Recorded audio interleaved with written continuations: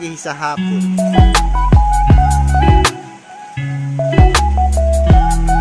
Gawa ni Boss A.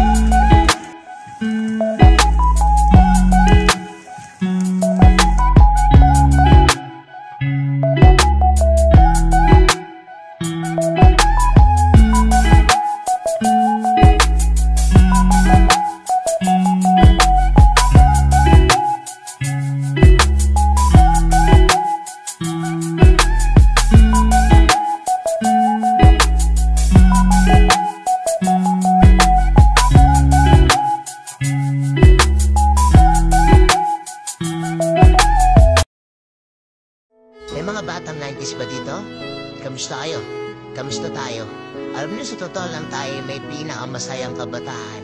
Tayo yung mga kabataan noon na napakababaw ng kaligayahan. Tayo yung mga batang batak sa arawan kahit napagalitan ng magulang, okay lang basta makipaglaro sa mga kaibigan.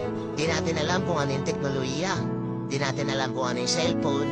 Di natin kilala si Coco Melon. Kontento na tayo sa mga laruan natin at sa kung ano yung meron.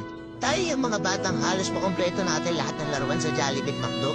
Bumibili tayo ng tig-pipisong laruan baka sakaling may laruan dun sa loob. Naalala nyo? Noong mga panahon, naghahanap pa tayo ng gagamba kung saan-saan. Naghahanap tayo ng mga sahan ng puno para maipaglaro ng baril-barilan. Kukuha tayo ng gulong sa tabi-tabi tapos paggugulungin lang natin kung saan-saan. Mabibwisit tayo kapag hindi tayo pinayagan ng magulang natin maipaglaro sa mga kaibigan natin sa ulanan. Tayo yata yung mga huling batch ng mga bata na nakikipaglaro pa ng tagu-taguan. Totoo lang, di ba? Real talk. Tayo yung mga simpleng batch ng mga bata. Tayo yung mga batang napakasimple lang ng kaligayahan. Pero yung mga batang yun ngayon, nagsilangihan na. Nandito na tayo sa tunay na hamon ng buhay. Yung struggle natin, ibang-iba. Pero magtataka ka, yung mga bata ngayon, iba na rin sila.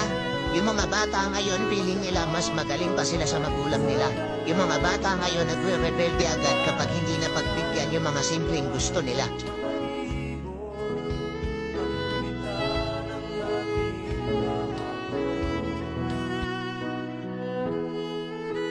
I woke up this morning, got up out of my bed. I looked around, this is what I said. Thank you, Lord, for another day. All the blessings that's in my way.